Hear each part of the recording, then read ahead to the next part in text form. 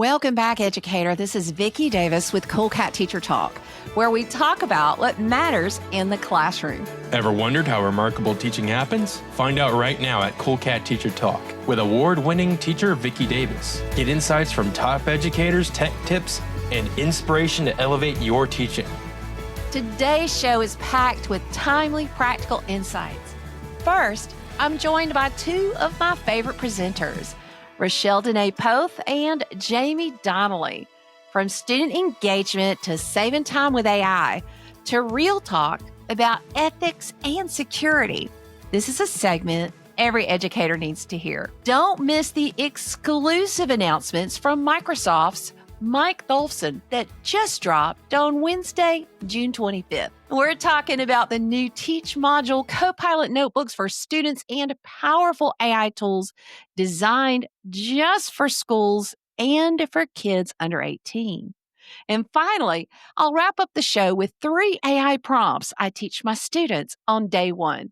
These are simple, powerful ways to turn AI into a tutor and feedback tool, and you can start using them right away. Now you say, Vicki, what is ISTE? Well, ISTE is one of my favorite technology conferences, and it will be in San Antonio the last week of June and first week of July. Let's jump in.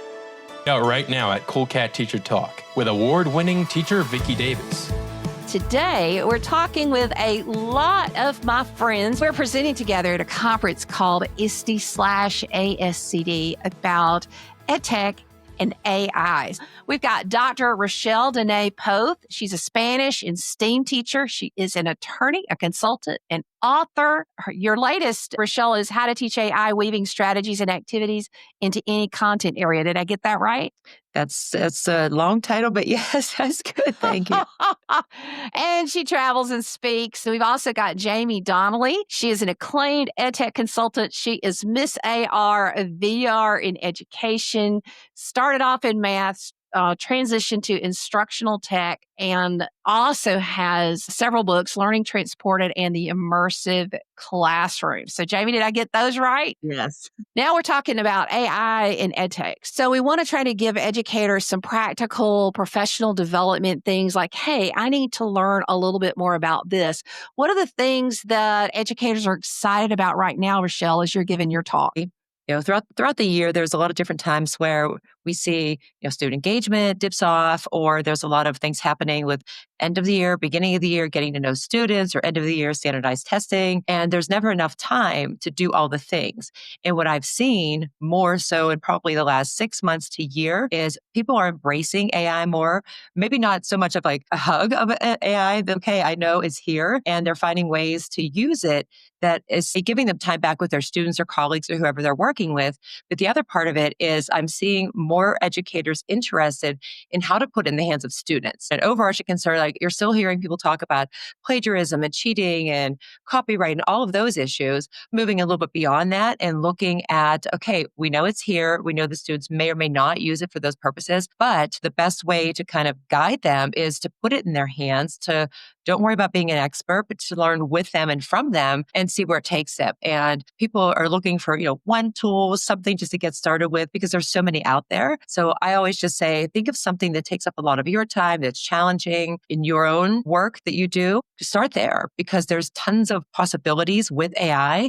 And then think about the students that you're working with. Like, what is something that you could use to show them the benefits of using it to enhance and not replace their learning? So there's a lot going on, a lot of conversations. And it's just exciting for me because it pushes me to want to learn more myself. Well, academic rigor is a huge issue that we could just talk about all day long. Now, I'm using Gamma a lot for converting all the things I type out because I'm a text person, right? So I type a big, huge chunk of text of, hey, this is what I want to put in, and then turn it into something. Or I'll take screenshots of a book or whatever tool I'm using, throw it into ChatGPT, help me craft it for Gamma, and then pull it over. Jaime, how about you? Where are you saving time with AI? I use it for a lot of business practices. So I work for an EdTech company, and a lot of the ways that I use it on a daily basis is actually content creation. So I'll use it to be able to convert videos into case studies or into PR content or blogs or whatever it might be. So it's taking our video content like this, essentially converting it into any platform that is needed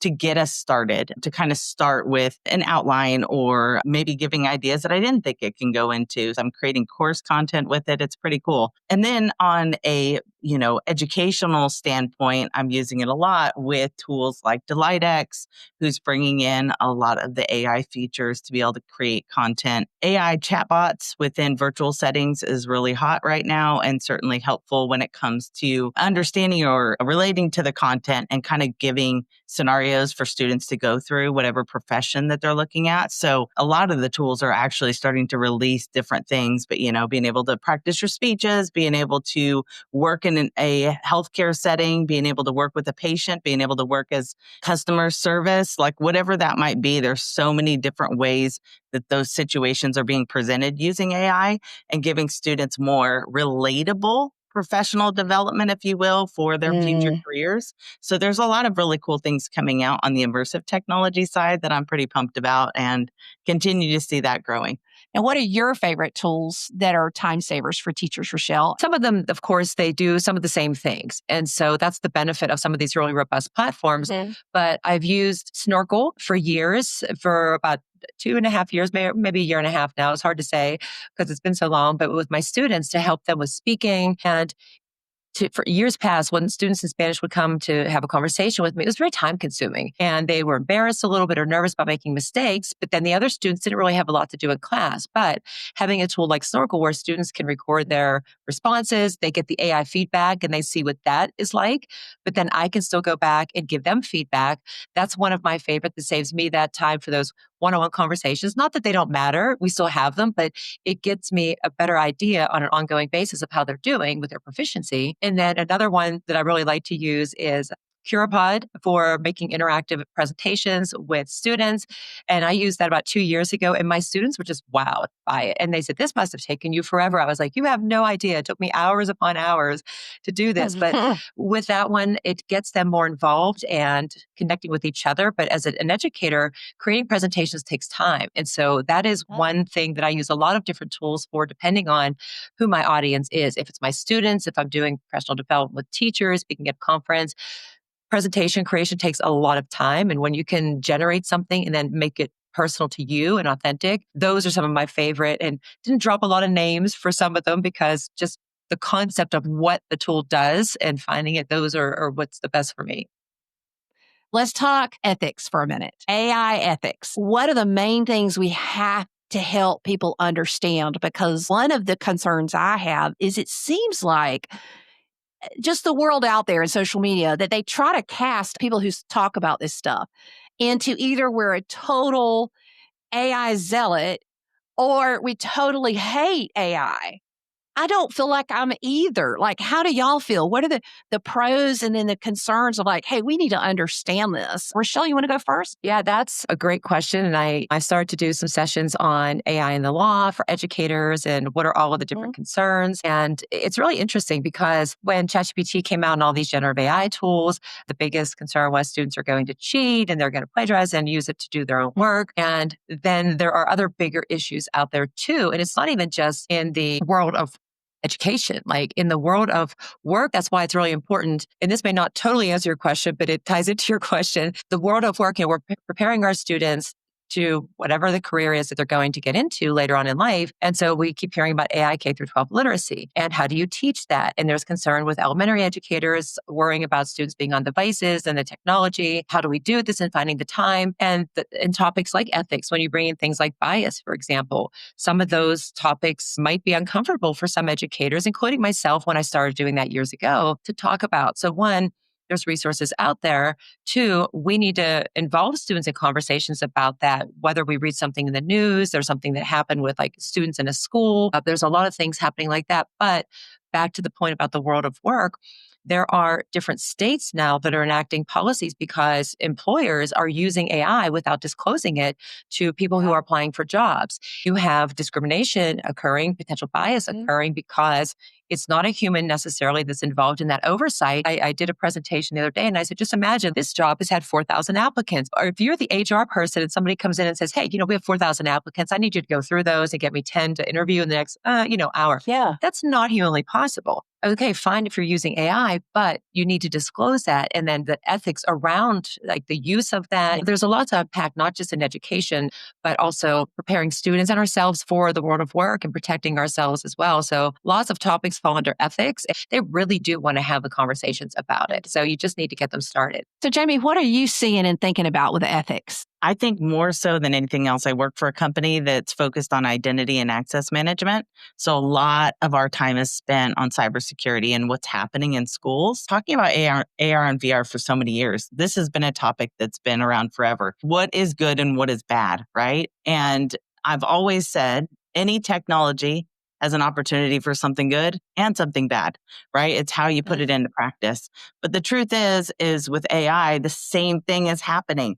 We have people that are going and doing phishing attacks. They are hacking credentials and they're essentially gathering information and mimicking very well using AI. So they're using the very tools that we're saying are good for us and our students. They're leveraging it in the same way to really deceive us and gather information that's valuable to them and essentially gets them a lot of money from these school districts. At the end of the day, we see that being used. But then you see products like we have Fish ID that's being used with AI to actually identify attacks that are being mimicked, and it's using it for good. There are ways that we are seeing both good and bad being used with this technology. It always comes back to the same thing. One, knowing what you want to accomplish with the technology, really coming back to the training and helping students understand what information is being delivered, setting the standards for what your district, your state have those expectations, because I'm meeting with schools that they're ready to give all the information in hopes that scores will be increased.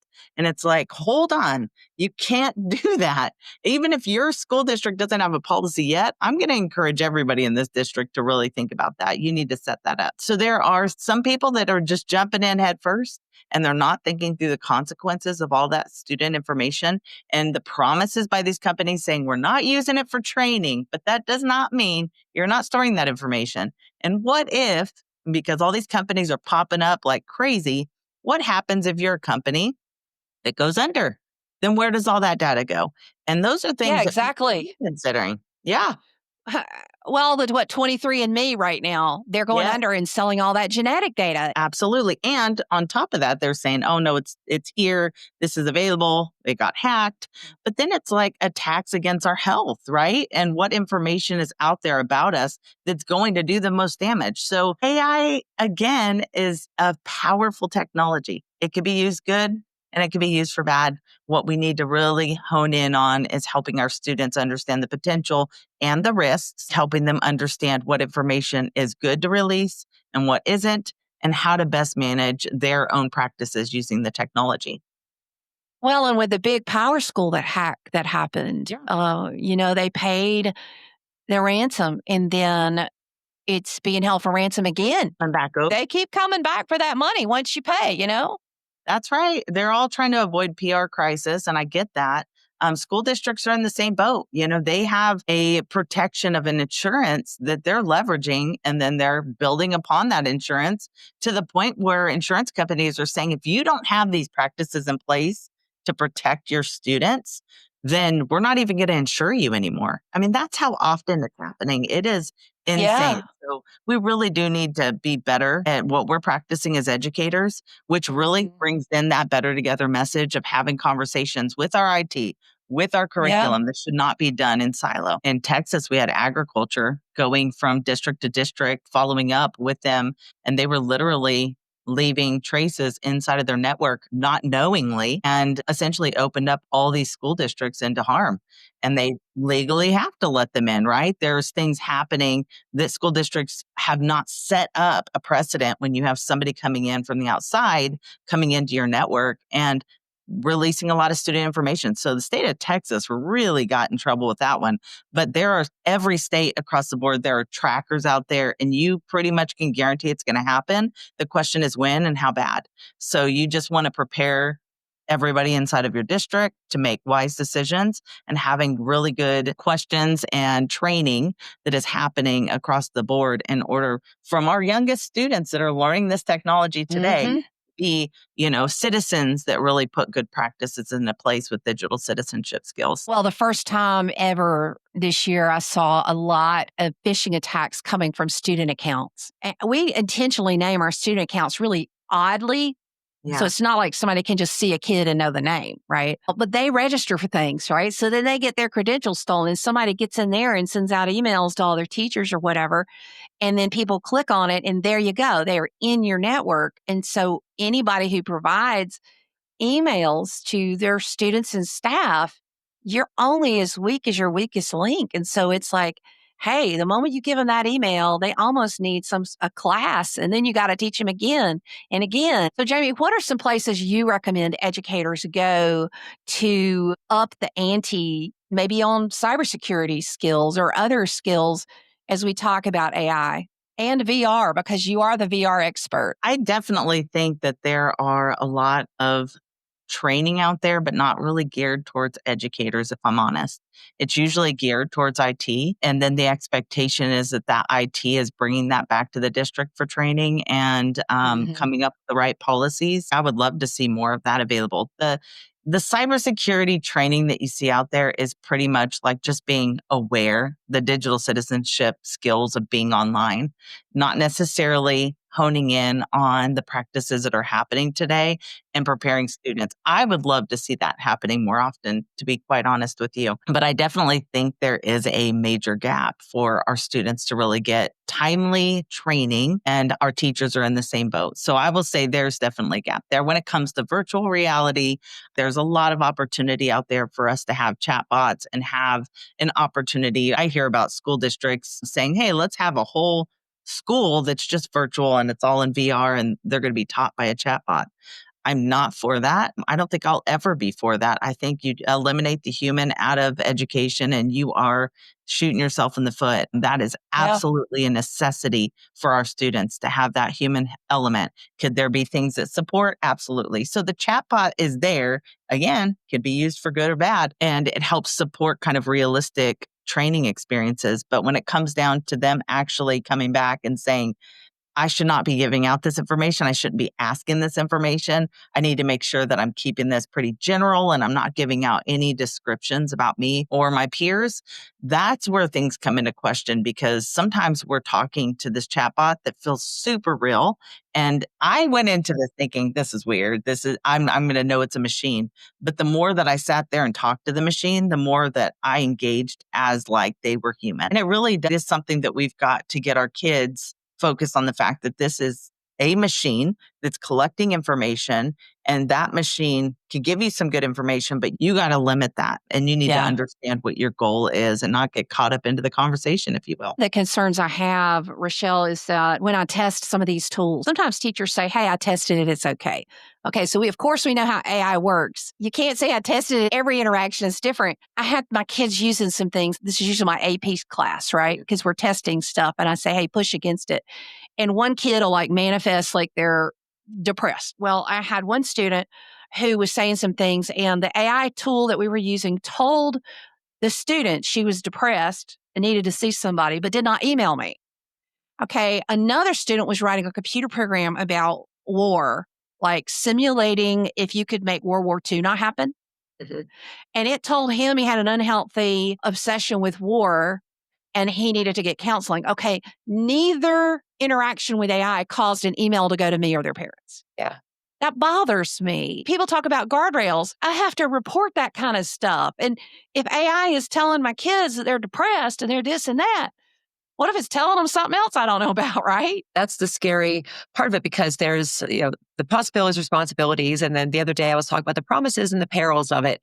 And it's great. It can do a lot in those chatbots when prompted correctly, but there's no guarantee that the output that it gives you is going to be appropriate, age appropriate. When I do my law sessions, we pull up websites and look at the privacy center and read the fine print. And I know, as many people, when it's really a lot of fine print, you don't necessarily have the time to read it. And you'd like to No, we believe that the don't. product is, yes, we're protecting students, we're doing everything to make sure that It's not telling them things like that you just said. So I go through some that are like, I don't want to say the gold standard, but for lack of a better term, like they're the gold standard and they spell out, this is how it's in place. There's an incident response plan in place, for example, and all of these other things that are the guardrails as best as it can be. But still, there are no guarantees when it comes to AI. And that's why if you are using things with the chatbots with students, it's good that you have it flag something, but it may not flag everything. And that's a big concern. And hopefully as products continue to build out their features, which I know many of them are, every time you log in, you're like, oh, there's something new. Oh, the landing page changed. The more that teachers give feedback to the companies that are providing these products, that's going to help diminish those incidences of that, like is happening with you and your students. Because if it's with you, it's happening to others around the world too. So we definitely don't want the students thinking like, great, now I need to go and see psychologist or who knows what it might say. That's the scary part of it. Amy, let's talk about this AI chatbots that are, it sounds like college and career opportunities and virtual reality. And of course, you work with augmented reality. What are some of the things that AI is bringing to augmented reality and virtual reality that we educators need to be excited about? Absolutely. So I just got an email this morning from Megaminds. They are releasing their AI chatbot inside of their platform, which is a virtual reality platform to go in through your headset or on your computer in a 360 setting. And it allows students to be able to have access to that AI assistant, if you will, while they're creating content. I think that this actually, the conversation, having access, just being able to speak is really valuable. But where I see this changing things and really becoming more than just information like we can look up online, right? But instead, if it's actually creating things, and that's where the potential and excitement for me. So when I talk about DelightX and we're talking about being able to put in prompts and actually create some animation and create content, that to me is very powerful. Giving that AI content to the educator, again, flagging when there is something that we need to make sure is not appropriate. Those types of parameters of giving information to the educator is really important, but then also giving the creation option to students to be able to design and develop these immersive spaces that they may not be developers. They may not have the skill set to be able to code, but being able to speak that stuff into existence is definitely a future of where we're going in creating content. Okay, so give me some practical examples of like a student speaking something and creating it, like a real world example. And then I want to flip it and I want to go the things that are appropriate for you to tell me, like how it goes off the rails with kids. Because you can imagine that I want some like things for people to get their arms around. There's 3D creation tools out there that you can go to. Most are paid, some are free. I could certainly share out some resources there. I have a couple blogs out there about this. What they do is they type in the parameter of what they're trying to create. They can then create this raw. They select the raw version of that 3D object.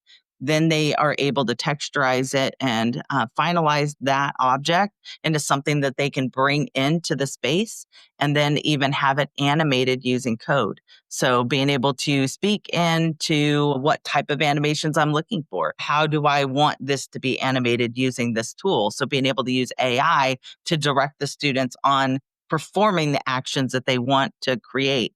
So DelightX is a good platform. Merge is a fantastic platform. You have these places where they're bringing in 3D objects, they're animating them into the space of which they're creating. Then they're sharing them out in augmented reality or in virtual reality, being able to put on your headsets or use your phone and look at it in 360. And you're being able to see the content that would have taken them forever to build on their own and design, now done within minutes and all of a sudden interacting and engaged into the content that they want to describe. So Abraham Lincoln's perfect example. We could not find a 3D object of Abraham Lincoln to be able to bring into a space that was being done on a historical era. And so we were able to build in Abraham Lincoln using this 3D object creation and be able to then bring it into that era, which we would have had to take forever to design and build. But now brings that kind of concept to life. Well, that's exciting. You've taught me a lot because you're my go-to person for AR and VR of like where through my camera, which is augmented reality, my students had to create in motion like machines things that moved and triggered events and things that I use as part of my AP class. And those are fun. You even taught me how to 3D scan a human being and put them into AR or VR, which is really cool. So let's say a student gets in a 360 headset and they're either creating or they're going somewhere. Where are the warning areas, principals, and those who want to bring VR to their schools? Because here's the deal. Bringing VR to your school is a great idea because you can take them places. You can take them inside volcanoes. You can take them anywhere in the world. And it is so immersive and so incredible. And yes, there's safety protocols, and I'll link to the previous shows you and I have had about how to be safe inside VR because you do lose situational awareness of everything around you. But where do we have to be warned? I want to say that most importantly, the one area that probably gets overlooked when they're bringing in VR headsets into the classroom is management of those devices, knowing what students are going into.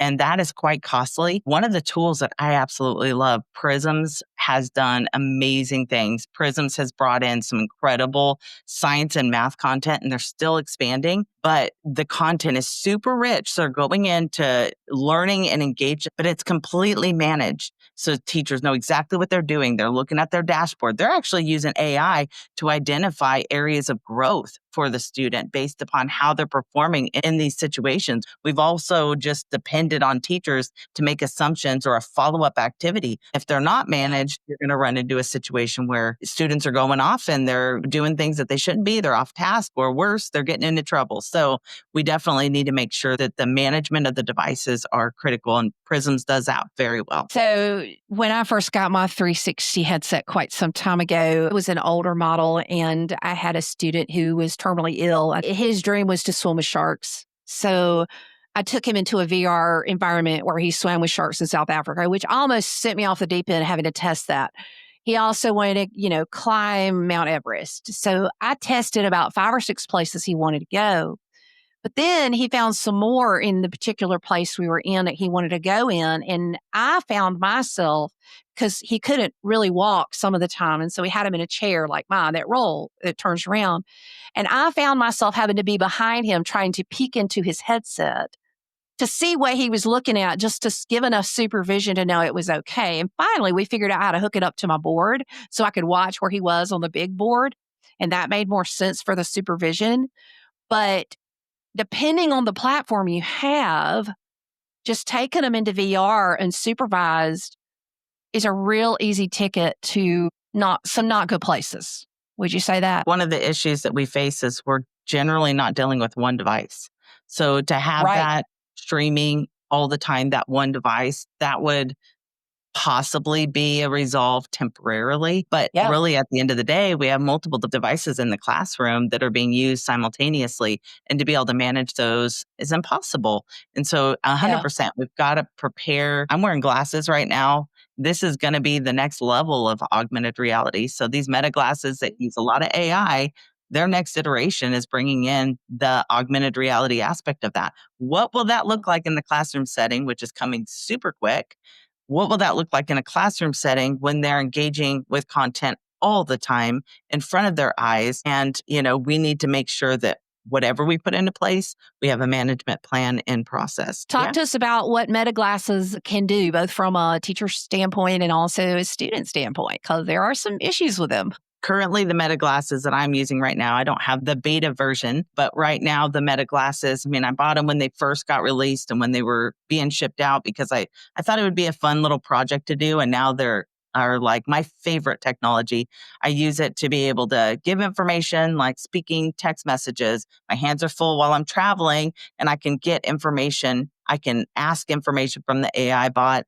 I can really create content. I can ask it to play songs for me when I'm going for a walk instead of having earbuds. I hear it through my glasses, which sounds amazing. Wow. And to be able to be discreet. So my daughter's out there playing volleyball. She doesn't want me to have my phone up, but I can record her through my glasses. I can live stream. So there's opportunity to do things that are so much more natural for us than grabbing a phone. So there's a lot of great opportunity when it comes to a classroom setting. It's going to raise a lot of concerns, rightfully so, but I'm excited to see what's going to happen. Many years ago, the first sign I ever saw was in Palm Springs saying, you can't record in this area. It was outside the bathrooms. So obviously, how has Meta gotten around the issues with hey, somebody can walk in the bathroom and they're live streaming it. Ick. It's there. Those are certainly questions we need to be asking. We've had our phones available for a long time to do just that. And it seems to be less of a concern for us and more looking for convenience. Yeah, I'm not sure people really know what the Meta glasses are yet, that it's widely available. Now, I saw a principal on one of my social media platforms, and he said, yeah, a student was talking under her breath in class. I looked closely and I realized she had on Meta glasses, and she was asking Meta to solve math problems for her. What have you heard? They're going to use it for all the wrong reasons, probably before they use it for the right. But again, that's where the training comes into play and the conversations and having our digital citizenship skills in place to allow our students, because there's always opportunity for bad as well as an opportunity for good. So your glasses, do you have your personal prescription frames built into them? I personally did not do that because I use it at conferences all the time. So I want people to be able to look. They are transition lenses, so I can wear them as sunglasses as well as indoors. That is a big release that they did when they did that. That was smart because I got an original version that didn't have transition lenses yet. But my dog got a hold of them, bit them up, and it was the worst ever. Well, I've urged my school to just make sure we communicate that kids are going to say, put my prescriptions in them. Oh, I have to have them. These are my only frames. If we don't tell them up front, then we're stuck with somebody having Meta glasses. I love children, but their executive functioning is not fully developed. Mm-hmm. They do dumb things. I mean, that's what kids do. That's why humans have to be involved with kids. I don't think that Meta glasses can be trusted on the face of a child in a school. I just don't. So, Rachelle, as we move forward, what are some places that educators can go for a quick way to get up to speed or just get a little bit of training or a little bit of resources besides, of course, your books, which we'll include in the show notes? There's a lot of things out there. And the first I'll start with would be teachai.org, because that is continued to be updated. It's a collaboration between code.org, TS, Khan Academy, and ISTE. So, with those four overarching organizations, it's involved with a lot of educators who are reviewing the policies. They have toolkits, sample guidelines, lots of information about states that have enacted policies. If teachers are looking for lessons to teach students about ethics, for example, Teach AI for All with the number 4 in it is another good one that has lessons with documents, Google Slides. If you want to export to PowerPoint, you could. And they have bias and ethics and videos embedded. And so if you do want to have those conversations to teach students about it, that's a great resource to go to. But even like I said, with ISTE and ASCD, there's lots of information there. ISTE has great courses on AI that educators can take at their own pace. And there's always something, a podcast you can listen to, a blog that you can read, just to give you some ideas to get started with and to keep you going, just, on your own schedule, learning as you go. Innovate like a turtle, as I say. Ever wondered how remarkable teaching happens? Find out right now at Cool Cat Teacher Talk with award-winning teacher Vicki Davis. Before we shift gears, let's quickly recap what we just heard from Rachelle and Jaime. First, we heard how AI can give teachers back their most valuable resource, time. Whether it's tools like Snorkel for language learning or Curipod for interactive content. The focus was on student voice, real engagement, and educator efficiency. We also hit the big topic of AI ethics. How do we help students use AI responsibly and protect their privacy and mental well-being in the process? How AI is supercharging AR and VR and gives students a hands-on, career-connected learning experience. But we also heard the warning, don't remove the humans from learning. AI supports great teaching. It doesn't replace teachers. Now, let's head into something very special. On June 25th, Microsoft dropped a huge wave of announcements prior to ISTE 2025. And right now, you're about to hear them first from the source. We've got Mike Tholfsen, Principal Group Product Manager for Microsoft Education, joining us with exclusive details on the new Teach module, Student Copilot notebooks, and more, including how it's going to impact that computer you buy in the future. You'll want to lean in for this one. It could completely change how you prep and teach this next year. Let's go. I'm so excited to talk about our next guest. Mike Tholfsen is the Principal Group Project Manager for Microsoft Education. He has my favorite YouTube channel for everything Microsoft, learning accelerators, AI, all the things that are going on with Microsoft. So if you have Microsoft 365. You use all those products. This is definitely an interview you're going to want to listen to. So, Mike, it's been kind of an exciting season for Microsoft and for you and your YouTube channel, hasn't it? Lots going on with education and AI. What are the big hot things that are going on with AI and Microsoft for schools these days? So for the big ISTE conference in San Antonio this year, we have some really exciting announcements. One of them, it's a basic one, but it's actually been one of the top requests, which is we have our Microsoft Copilot, which was our chat experience, Copilot Chat, and it's been available for educators and staff for free. It's been available for students who are 18 and older for free, but we've just extended it to students 13 and older. And that's been a top request. When we talk about Copilot Chat, the other thing that's important is that's safe, compliant, secure. All of the sort of overall compliance and safety that you get from M365 is also with that chat. Some chat experiences are consumer-based and it's not compliant. They train on your queries, they do all that stuff. Copilot Chat that we have is the one that is safe and secure. So for students 13 plus, now in schools, they'll be able to use that one no matter what M365 offering you're using, the free one or the paid one. That is huge because we really all are supposed to be teaching about artificial intelligence to students of all ages. And that's been a struggle because it's like, okay, teachers say I'm supposed to teach this, but how? So does this mean that the queries are transparent to teachers, or does it mean we're still kind of over the shoulder, or is an IT administrator able to see what's going on? Well, with Copilot Chat, we don't currently have insights for educators. They can't watch over the shoulder. This is more about we don't take the data that anyone's putting into the queries and do model training and updates and all that other stuff. Like if you're using certain search engines and you're signed in, they use all your data to target ads. And it's more about the safe and secure and compliant queries and information that's going into that chatbot. Microsoft or anyone else doesn't train our models and data on that. In terms of IT admins, they have control. So now we actually have the ability to set up student age groups. So when you're setting those things up, you might have a group of age 13-year-olds to 15-year-olds, or 17-year-olds to 18-year-olds, or 13-year-olds to 18-year-olds. But the IT admins can control the age ranges of what accounts are part of what groups. So that's, again, just more of a security and guardrails capability behind the scene. Wow. So it just means that, okay, 13 and up, we can do this. We need to sit down with our IT administrators, talk about what we want that experience to look like for our students, because it's an important tool.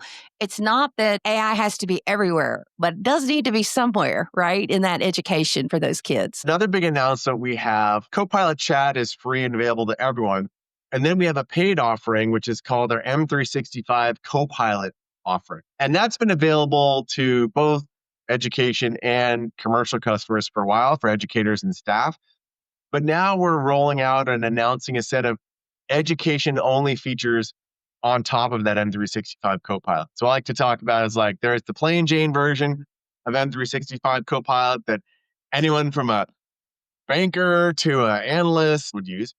And that's great. That's thinking about Copilot and integrating it into Word and PowerPoint and Teams and OneNote and just making those much more efficient. But now we're announcing special sauce, as I call it, special sauce for educators and staff on top of the basic M365 Copilot. And so the biggest announcement that we have is something that's called the Teach module that's just built into the core M365 Copilot experience. Think about it as like a one-stop shop if you're an educator and you're using the M365 Copilot. It's a one-stop shop to do a bunch of different education tasks, everything from planning to resource management, creation of study guides, tailoring content, creating rubrics. There's a whole set of capabilities that are all in one module, almost like a homepage. So yes, you can go into Word and use Copilot. You could go into Excel. You can go into PowerPoint. You can go into OneNote. But this new Teach module is that one-stop shop that brings all those experiences into one place. So it's like a home base for educators. It's my rubrics. I want to create some lesson resources. I want to create a mail to parents and prepare that. I want to make learning activities or create some flashcards or do some AI this or that. It's all in one place, and it's called the Teach module. So does it access like what's in your OneDrive? So when I'm building those resources, I can pull that sort of thing in because you can typically pull those chats in. That's the beauty of M365 Copilot is you can point it at different resources in your OneDrive, different SharePoints you might have. The other nice thing is we've announced we've got standards from not only all the standards in all 50 states. We've got K-12 standards from 35 countries globally. So if I'm in the Teach module, I want to create a new quiz, I can point it at my photosynthesis PowerPoint, some documents I might have, and then I can just say, align it to the 7th grade science standards in the state of Florida. And it can do all that and Wow. draft it up for you. And then you can check it out, you can tweak it. And so standards alignment are built into our grounding, and you can pull your content and align it, whether it's quiz or lesson plans or rubrics or name your resource. All those things can be aligned and drafted right there in the Teach module. That's huge because AI is great, but it's about the training data. And so you've trained it on all these standards. So basically, you can just call up those standards in the chat as you're accessing your own data, better aligning with those standards. That's pretty amazing.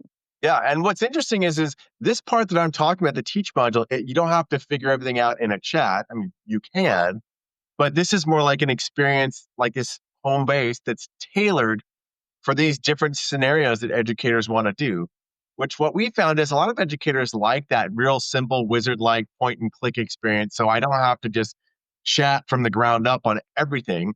I can just choose to say, I'm making a rubric. Here's the information in my rubric, add the standards, point it at this PowerPoint lecture that I did, click a button, and it drafts that out right there in that Teach module. That's at ISTE. If people are there, they'll see we've got lots of examples. Yeah. We'll have a blog. We'll have some videos that show these things. Now, you're going to have this on your YouTube channel, surely. Oh, yes. So tell everybody about your YouTube channel, because that's the place you want to follow for everything Microsoft Education. Put a lot of tips and tricks and new updates and features there. So we'll definitely have the Teach module out there. That's a big one of our deal. announcements. We have in private preview AI suggested feedback. So if you're writing up feedback on student work, you can do things like summarize the documents that you might have left in a Word document. You can have summary feedback on rubrics that you've added for different assignments. So the ability to draft up little pieces of summary feedback and adjust and tweak that. Our biggest announcement in the world of AI is this is part of our paid offering with the M365 Copilot, something that we just announced recently called Copilot Notebooks. A lot of folks are familiar with Google Notebook LM. And if you know me, I'm a big OneNote fan. I've been doing notebooks a long time. Copilot notebooks are sort of a similar concept in that you can add a bunch of source material and references. And we already have OneNote as a notebook, and we already have Copilot. So it creates this Copilot notebook that you can interact, talk with, and learn things with. We've got the AI podcast piece built in, which again is very similar to Notebook LM. The thing that we're adding, though, at ISTE is a study guide, the ability to generate a study guide in your Copilot notebook. Imagine that I've created this Copilot notebook on a certain topic. Maybe I'm studying for a heart or anatomy exam. And I've added references. I put in my lecture notes. I pointed to some YouTube videos. I pointed to some PowerPoint decks and Word documents.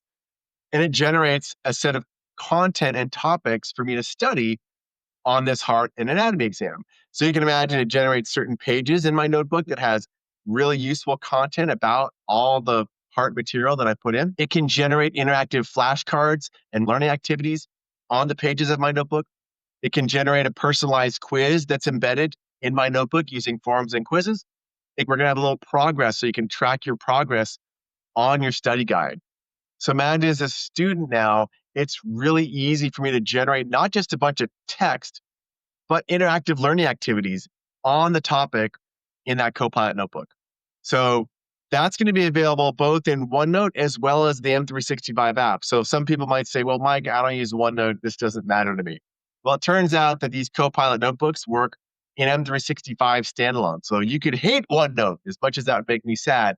You could still use these Copilot notebooks and these study guides from anywhere inside of M365. So that's one of our big announcements on the student side is these Copilot notebooks plus a study guide. And I have used Notebook LM, but Notebook LM is not really a notebook.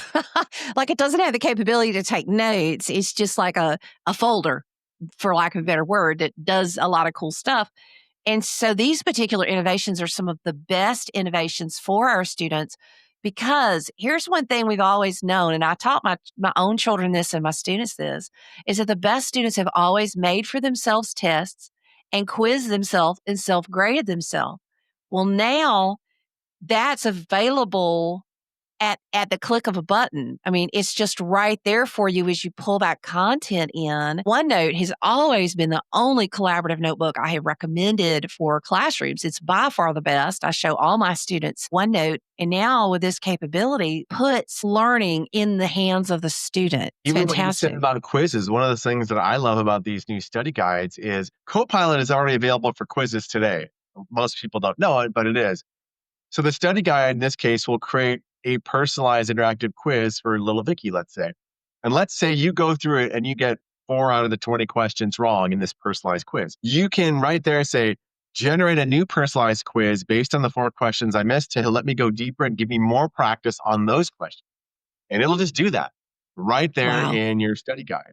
And so it's really cool in that you can get personalization, even on flashcards. You're practicing flashcards, you miss a couple, okay, generate a new round that goes deeper into the topics that I wasn't able to get correct the first time.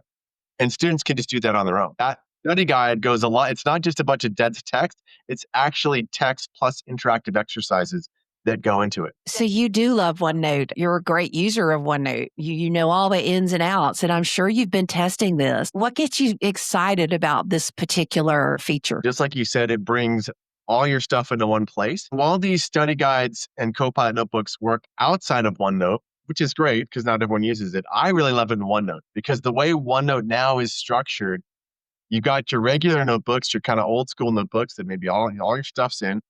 And then there's a new little part for Copilot notebooks. But it's back to that all my stuff in one place. I think that is Yeah. super powerful for students. Luckily, my daughter's school, they use OneNote a lot, if you can believe that. They're just OneNote fans. But I see how her and her friends have all their stuff inside of OneNote and they swear by it because they can just find everything and do everything and all their stuff's right there. And then now you're adding these interactive AI-powered Copilot notebooks as a new type inside of OneNote. It keeps that metaphor, right? Okay, I can find all my stuff. I can do all my stuff. I can access everything right there. That's super powerful. I had a student who, in 10th grade, I taught her OneNote, and she went all the way through, was named one of the top 7 students at the University of Georgia. Then she went on, she's gone all the way through medical school. She's a doctor now. Oh, wow. And she said OneNote was the best thing I ever taught her. And it was the reason she was so highly successful and is such a great doctor today. I know everybody talks about AI and how it's hurting, but the truth is students who understand how to leverage AI to learn can learn more, faster, better. And now it's built on top of one of the most useful tools that my students always thank me for, which is OneNote, and I'm not doing an ad for Microsoft. I mean, we're going to have Google folks on this series of shows I'm doing too, but I'm just really excited about these particular types of features for kids because it's all about the training data. And when you're training on accurate data, AI can really become a superpower. Those are probably the student features we're most excited about. And then the last 2 categories, one is something, again, it's a very new concept that a lot of educators probably haven't heard of, and that is a Copilot Plus PC. So what is that? That's a brand new type of laptop and PC that has AI on the device itself locally. So it's something everyone's heard of in a large language model, the LLMs or like ChatGPT, Copilot. Something called the SLM is a small language model. So think about, we take a much smaller version of the AI model and we put it on the device, on the PC. And there's something called the neural processing unit, an NPU, that runs really fast and can run these small language models on your PC. So what does that mean? Well, that means I can do certain AI scenarios without an internet connection. I can do it offline. I don't need to subscribe to maybe a pricier AI service. There are certain things I can do on device. And these devices are new right now, but in the coming years, any device you buy is just going to be Copilot Plus PC enabled. Like it's just going to come with a model. And those small language models, just like with the big ones, get better and better every year. They get more packed and tight and better and faster. So in the coming years, phones are going to be the same way. Every phone will just have a small language model on it, and they're just going to get better and better.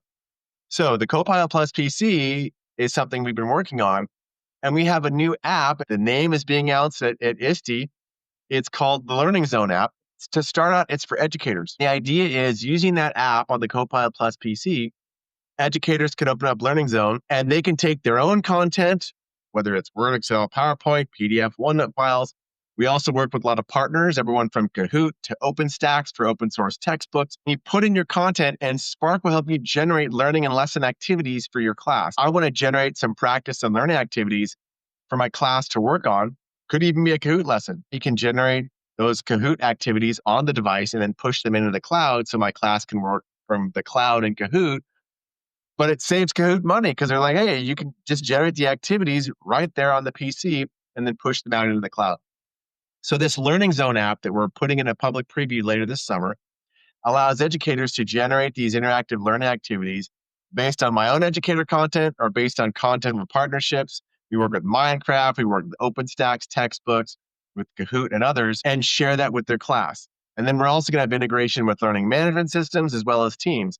So imagine the educator can use their own device AI, create that content, and then push them into other places that they might work with, whether it's Canvas or Schoology or Teams, or just share them with the join code.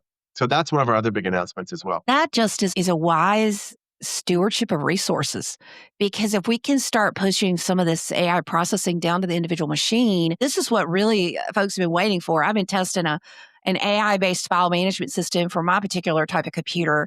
And right now, this type of thing is not built into operating systems.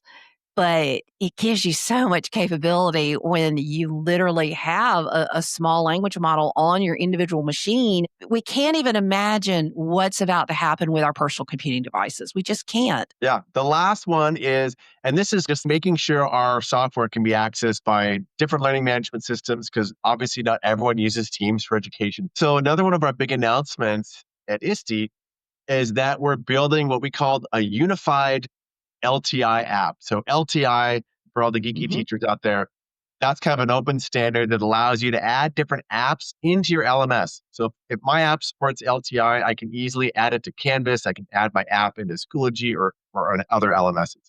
So Microsoft has had a bunch of mishmash of apps that are all different. Like the IT admin, poor IT admin, would have to install the OneDrive LTI app and then separately the OneNote LTI app or OneDrive and OneNote LTI apps, or the Teams Meeting LTI app, or the Reflect LTI app.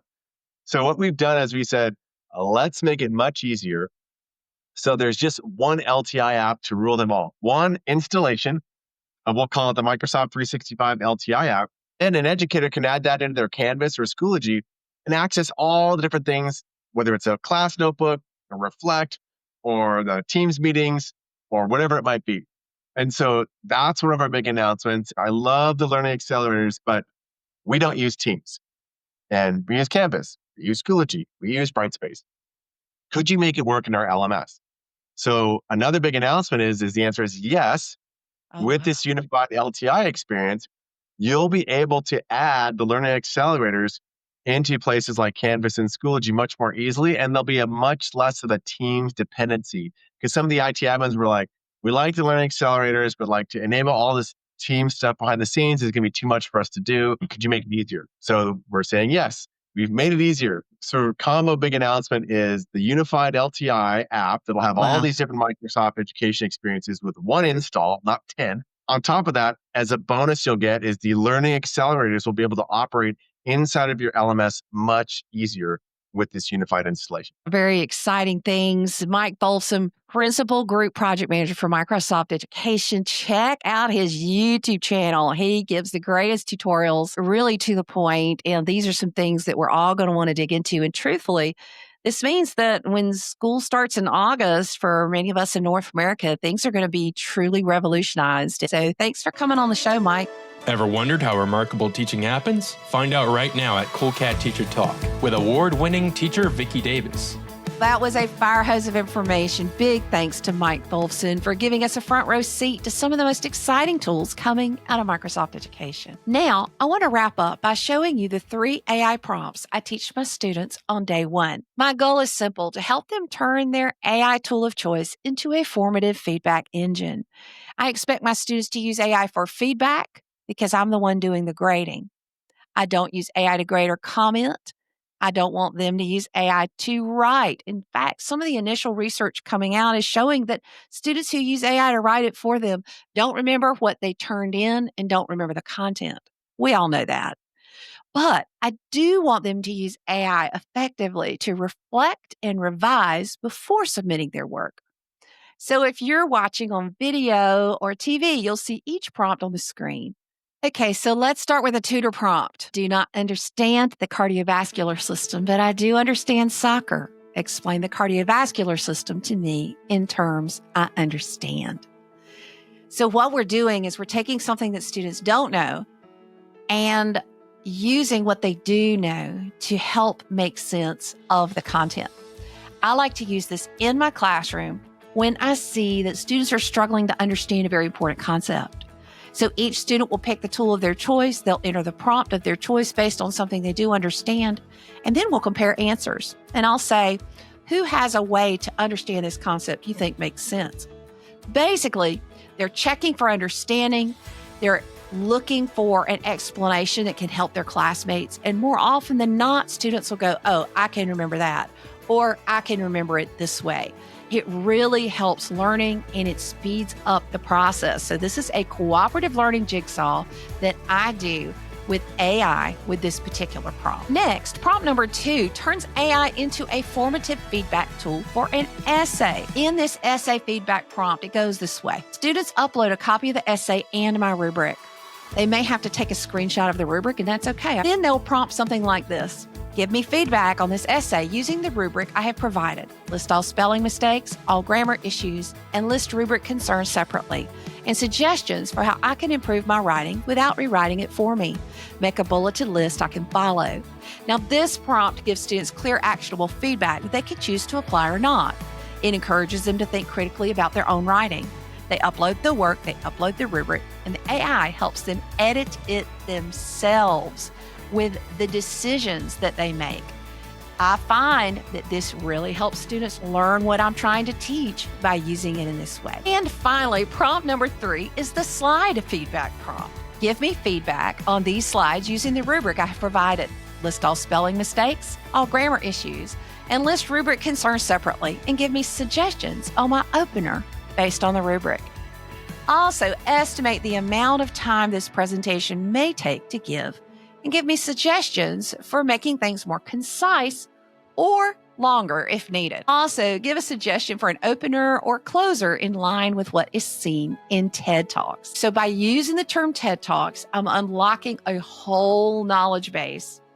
So this one's perfect for preparing speeches and class presentations. Students can get help on delivery, timing, structure, and polish without relying on me to give feedback on every single slide. They're actually turning AI into a feedback machine.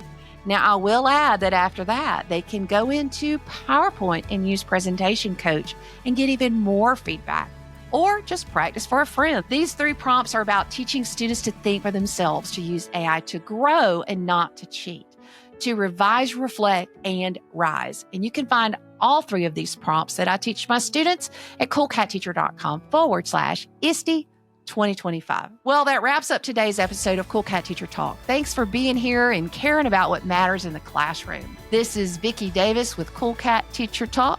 See you later, educator. Stay in the loop. Visit coolcatteacher.com. Visit coolcatteacher.com for the latest tips and trends. Follow at Cool Cat Teacher everywhere you connect. See you later, educators. And thank you for listening to the Cool Cat Teacher Talk Show. If you found value in today's episode, subscribe wherever you get your podcasts, or go to YouTube, or just tune in every week right here on this station for the show. I hope you'll leave a review. Visit coolcatteacher.com. Until next time, this is Vicki Davis, the Cool Cat Teacher.